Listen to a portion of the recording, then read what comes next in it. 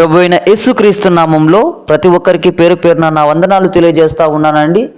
ఈరోజు దేవుని వాగ్దానం కీర్తనల గ్రంథము 23వ అధ్యాయము 1వ వచనము. యెహోవా నా కాపరి, నాకు లేమి కలగదు. హల్లెలూయా. దేవుడి దినం నీతో సెలవిస్తా ఉన్నటువంటి మాట, ప్రియ సహోదరి సహోదరుడా, ఈరోజు నీకు ఈ లోకానుసారముగా అనేక మంది కాపరులు ఉన్నారేమో.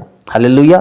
అయితే నిన్ను బోధించి చక్కగా నడిపించేటువంటి కాపరులు ఉన్నారేమో, నేను ముందుకు తీసుకొని వెళ్ళేటువంటి కాపరులు ఉన్నారేమో, సేవకులు ఉన్నారేమో, సేవకురాండ్లు ఉన్నారేమో, పరిచారకులే ఉన్నారో, పరిచర్య చేస్తున్నటువంటి బిడ్డలే ఉన్నారో, సువార్థికులే ఉన్నారేమో.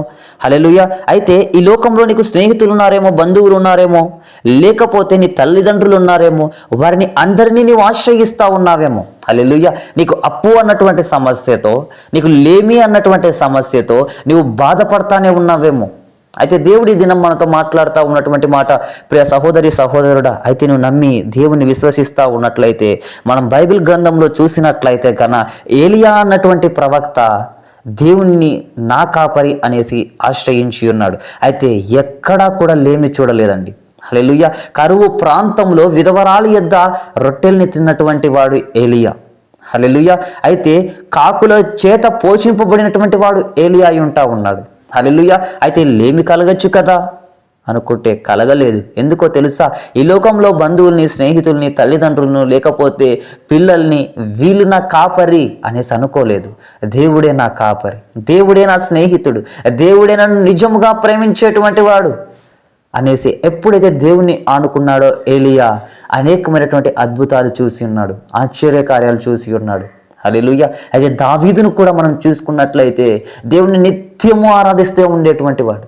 హల్లెలూయా. ఈ లోకంలో తన తండ్రిని కానీ, తన అన్నదమ్ములను కానీ, తన తండ్రిని కానీ వారిని ఆరాధించలేదు, కానీ వారి చేతులు చాపలేదు, కానీ నిత్యము కూడా దేవుని వైపు చేతులెత్తి మొరపెట్టేటువంటి వాడు దావీదు.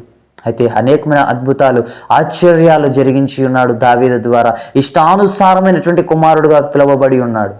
హల్లెలూయా. అయితే యోసేపు జీవితం మనం తీసుకున్నా కానీ దేవుడి సన్నిధిలో గడిపేటువంటి యోసేపును దేవుడు రాజుగా మార్చి ఉన్నాడు.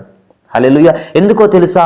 వీరందరూ కూడా ప్రవక్తలుగా, రాజులుగా, సేవకులుగా ఉన్నటువంటి వీరు దేవుడే నా కాపరి, దేవుడే నా స్నేహితుడు, దేవుడే నాకు సర్వం అనేసి ముందుకు పరిగెత్తుకుంటా వెళ్ళారు. అందుకే వారు లేమి చూడలేదు. హల్లెలూయా. లేమి చూడకోకుండా వారు ఆశీర్వాదమే చూస్తా ముందుకు వెళ్ళిపోయి ఉన్నారు. ఈరోజు నువ్వు ఆశీర్వాదం చూస్తూ ఉన్నావా? లేమి బాధలతో, అప్పులతో, లేకపోతే కన్నీటి మధ్య కృషించిపోతా ఉన్నావా?